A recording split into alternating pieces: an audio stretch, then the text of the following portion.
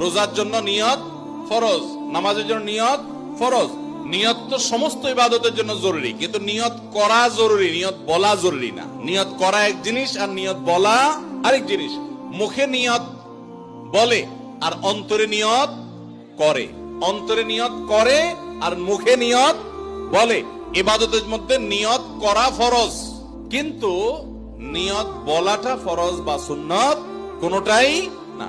আমরা যে রোজার নিয়ত শুনছি, নাওয়াইতু আন আসুমা গাদান, আছে না?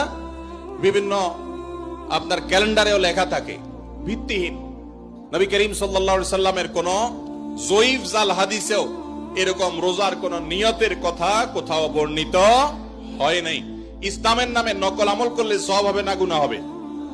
খবরদার। এই জন্য আমরা মেহেরবানি করে, আমি কি জন্য ভোর রাতে উঠছি, সারি খেতে উঠছি, সারি খেতে উঠছি মানে কালকে রোজা রাখবো, এটাই তো আমার নিয়ত। মনের ইচ্ছা আছে, ইন্টেনশন আছে, এটাই নিয়ত। মুখে আলাদা নিয়তের উচ্চারণ দরকার নাই।